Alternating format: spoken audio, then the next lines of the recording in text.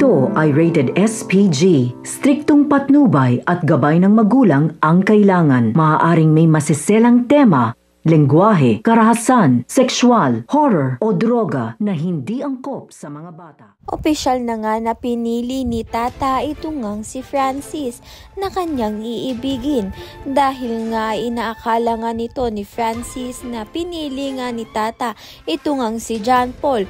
Ngunit sabi nga nito ni Tata ay iniwan niya na nga raw itong si John Paul at kinita niya nga lang ito upang ngang magpaalam. Sa kabilang banda naman nga dinalaw nga ni Margaret ito ngang sinay gwapa at nagsorry nga siya sa nangyari noon na napagbintangan siya na naglason nga dito kay Margaret.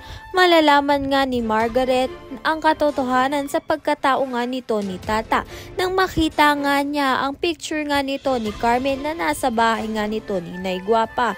Kaya naman nga't sasabihin ni Nay Gwapa na si Tata ang inampun niya nga dito kay Carmen dahil si Nay Gwapa nga lang raw ang pinagkakatiwalaan nga nito ni Carmen, kaya naman nga't sa kanya nga ito pinaampon.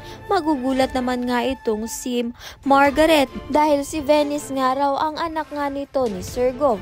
Ngunit mali nga itong si Sergov sa pagkakakilala nga dito kay Venice. Kaya naman nga't andito nga si Margaret upang ang putuli ng masamang intensyon nga nito ni Venice.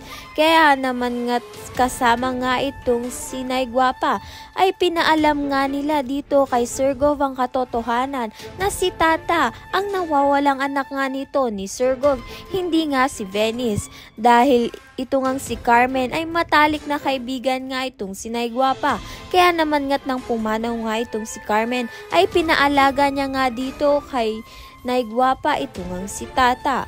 Ano na naman nga kaya ang magiging reaksyon nga nito ni Francis ngayon ngay may relasyon na nga sila nito ni Tata? Ayan at iba pa ang dapat nating pakaabangan. Maraming salamat sa iyong panonood.